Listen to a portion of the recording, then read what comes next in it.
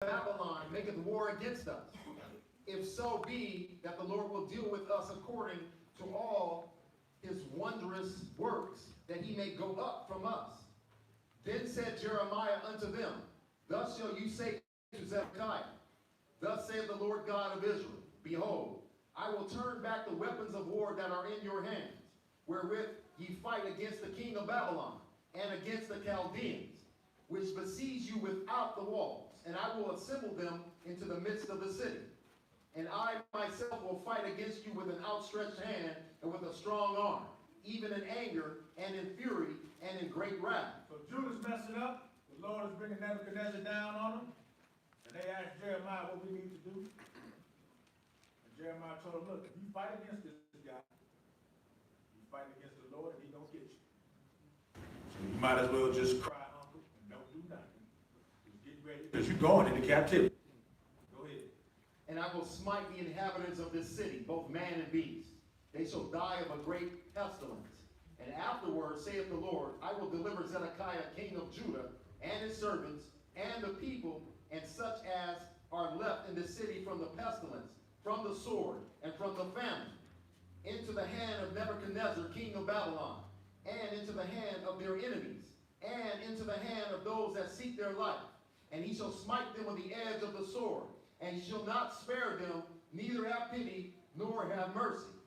And unto this people thou shalt say, Thus saith the Lord, Behold, I set before you the way of life, and the way of death. He that abideth in this city shall die by the sword, and by the famine, and by the pestilence.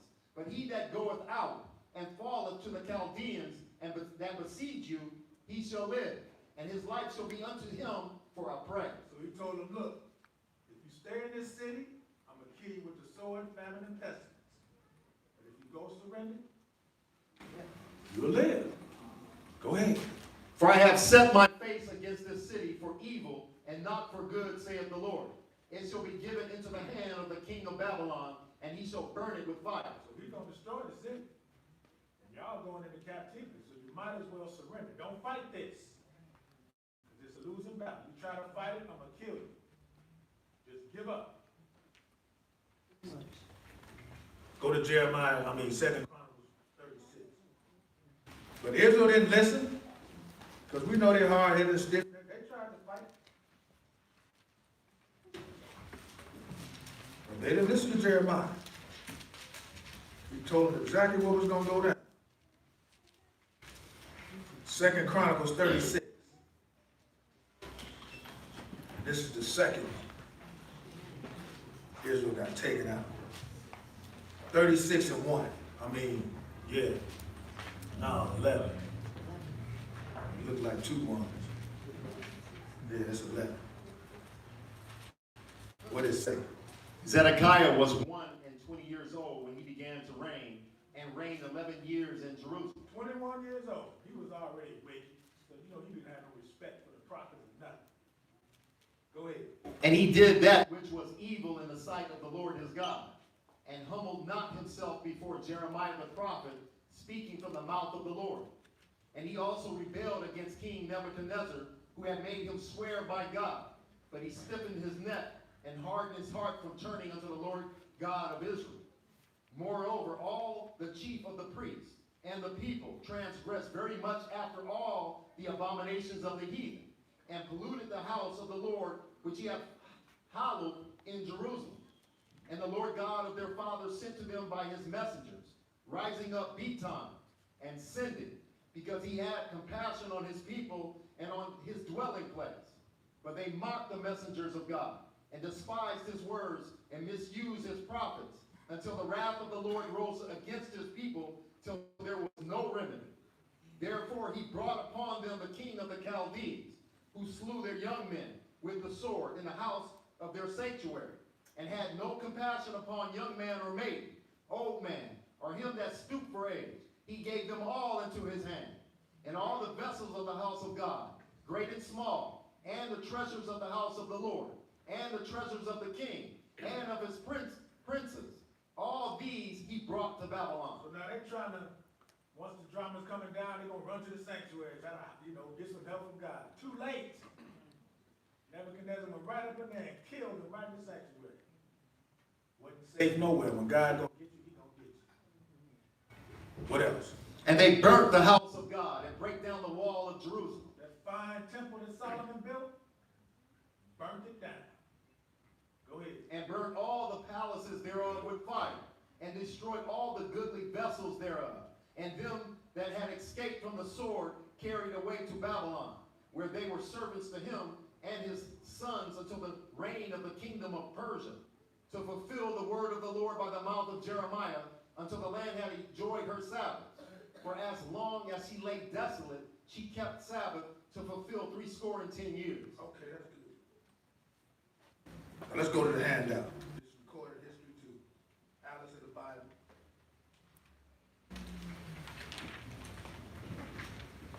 Page 143. We go into that paragraph right under that map.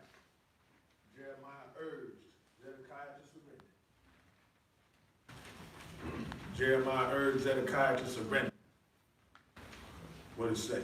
Jeremiah urged Zedekiah to surrender the city, but the king refused for fear he would be handed over to his Judahite enemies who had already gone over to the Babylonians.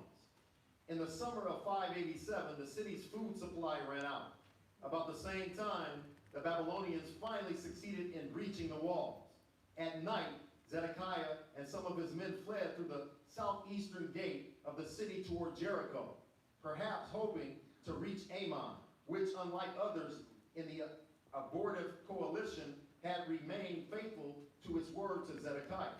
But the hapless king was captured on the plains of Jericho and taken northward to Nebuchadnezzar at Riblah in Syria. Then Zedekiah's sons were killed before his eyes. Then he was blinded, put in chains, and deported to Babylon. About a month later, Nebuzaradan, captain of Nebuchadnezzar's bodyguard, arrived in Jerusalem, rounded up thousands for deportation to Babylon, and put the city to torch. The captain left some of the poorest of the land to be vine dressers and plowmen. But Judah, some 400 years after David's kingship, was no more. Okay, that's good.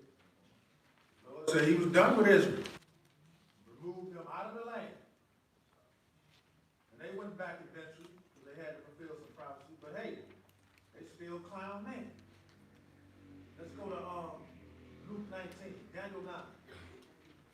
Then we're going to go to Luke. Daniel 9. Because Daniel was in Babylon. He was one of the captives that was carried away. He was reading. And he knew exactly why they was there. Daniel 9, verse 8. Daniel chapter 9 and verse 8.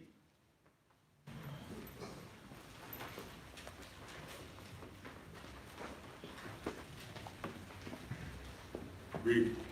O Lord, to us belongeth confusion of faith, to our kings, to our princes, and to our fathers, because we have sinned against thee. To the Lord our God belong mercies and forgivenesses, though we have rebelled against him. Neither have we obeyed the voice of the Lord our God, to walk in his laws, which he set before us by his servants the prophets. Yea, all Israel hath transgressed thy law, even by departing, that they might not obey thy voice. Therefore the curse is poured upon us, and the oath that is written in the law of Moses, the servant of God, because we have sinned against him. Therefore the curse is poured upon us. What curse? We just read it. Deuteronomy 28, verses 15 through 68. The curse is poured upon us because we have sinned against God. That's written in the law of Moses. Go ahead. And he hath confirmed his words, which he spake against us and against our judges that judged us, by bringing upon us a great evil. For under the whole heaven hath not been done as have been done upon Jerusalem. As it is written in the law of Moses, all this evil is come upon us. Yet made we not our prayer before the Lord our God, that we might turn from our iniquities and understand thy truth. So all this evil has come upon Israel, but guess what? They're not turning back to God. They're trying to blame other people for their condition. But they don't know that the Lord is using them people to bring Don't blame them. They're just doing their job. God told them to do it. Go ahead. Therefore hath the Lord watched upon the evil, and brought it upon us. For the Lord our God is righteous in all his works which he doeth, for we obeyed not his voice. So the Lord is watching upon the evil, because he brought it on us. And Daniel's acknowledging that God is righteous in everything he does, be it evil or good. If he brings some evil on you, there's a reason behind it. And you can't question God. You better not. Go ahead. And now, O Lord our God, thou hast brought thy people forth out of the land of Egypt with a mighty hand, and hast gotten thee renown, as at this day. We have sinned, we have done wickedly. Okay, let's go to Luke. Luke chapter 19. We're going to fast forward all the way to the Old Testament, New Testament, to see if anything changed. Because the Lord said he was going to scatter you into all nations. Jesus is going to tell you that too. Luke 19. And pick it up at verse 41. Luke 19 and 41.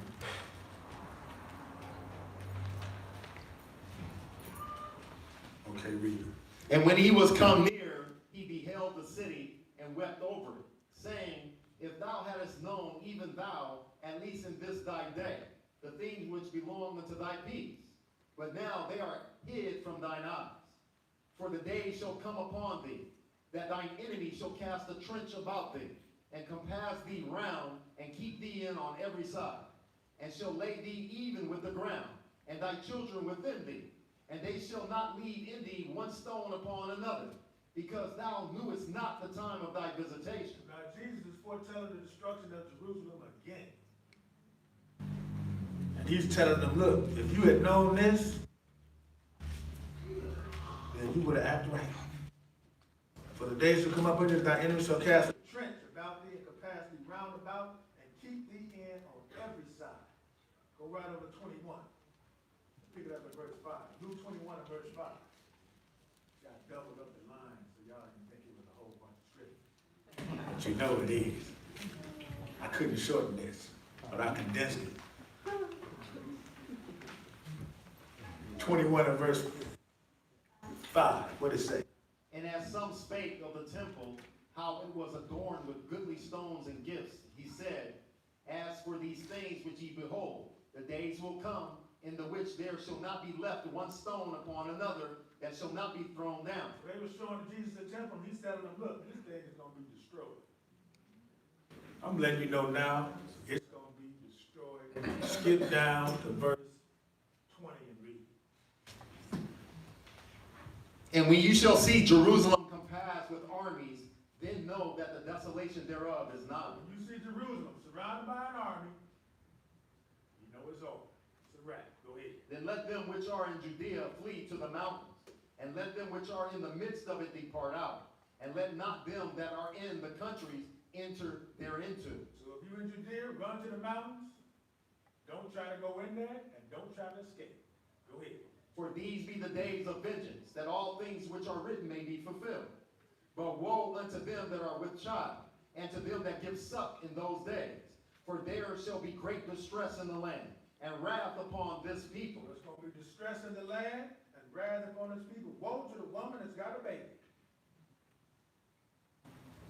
24, go ahead. And they shall fall by the edge of the sword, and shall be led away captive into all nations. And Jerusalem shall be trodden down of the Gentiles, until the time of the Gentiles be fulfilled. They're going to be led away. They're going to fall by the edge of the sword and be led away to captive into all nations. Again. Israel going into captivity. And Jerusalem shall be trodden down of Gentiles until the time for the Gentiles be fulfilled. And that happened in 70 AD. Let's go to the handout. Revolts against Rome. I'm doing pretty good. We're going to start at the top of the page in 68. That's 68 AD. This happened. Jesus foretold it. It happened. Israel got taken out. Again. Go ahead. In 68, the Roman commander launched methodical campaign to isolate Jerusalem. The district of Perea east of the Jordan was conquered. In the west, Amos was taken and a legion garrisoned there, entering the Jordan Valley from the north through Korea. Roman columns took Jericho, where a second garrison was stationed. Meanwhile, in Jerusalem, various Jewish factions began fighting among themselves for control of the rebellion. The overthrow and suicide of the Emperor Nero brought operations in Judea to a temporary halt, as Vespasian prudently withdrew to meet the imperial winds. Eventually, he himself was declared emperor. Sailing for Rome in the spring of 70, he left his capable son, Titus, in charge of the campaign against Jerusalem. From Caesarea, thus marched rapidly southeastward with 2 legions and camped before the walls of Jerusalem. So Vespasian was taking out Jerusalem. So he left, went back to Rome to be emperor, but he left Titus, his son, in charge. Skip down to the walls. It's on the next paragraph, next column, I believe. Let me see this, man. I can't see this myself.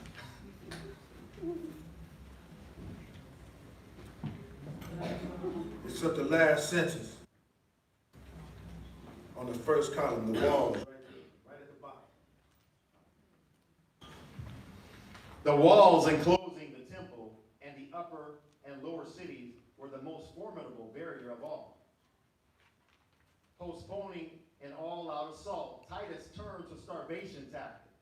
A certain amount of food had been smuggled into the city almost nightly during the siege. But now the Romans sealed off Jerusalem completely with a wall of their own made of earth and some 5 miles in circumference. So they dug a trench all around the whole city, 5 miles, to keep people from coming in and out. They caught you. Go ahead. From the onset of the siege, those attempting to get through the encircling lines had been caught and crucified. Sometimes the daily executions reached 500. They was crucifying people 500 a day. So much for the cross on your neck.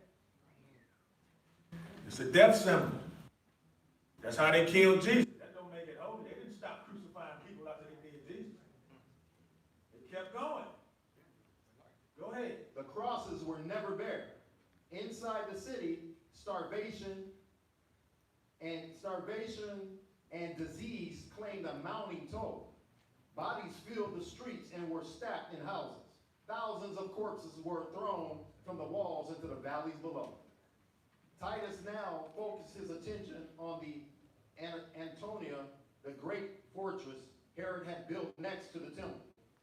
The rams pounded away until on July 24, Roman troops broke through, driving their foes from before them in close fight. So they was using battering rams. That ain't nothing to do with Israel. They had them battering rams in the hood, don't you? Break into your house. It ain't nothing to do with Israel. Go ahead. When the great timber gates of the temple withstood the rams, they were set afire. Soon the fighting and the fires raged everywhere within the temple complex. Before long, the temple, one of the wonders of the Roman world, was nothing more than a smoldering ruin. The surviving rebels made a last-ditch stand within Herod's palace. The battering rams resumed their rhythmic work. When the legionnaires at last broke into the refuge, they found only corpses. Herod's palace and the rest of the upper city were put to the torch. Jerusalem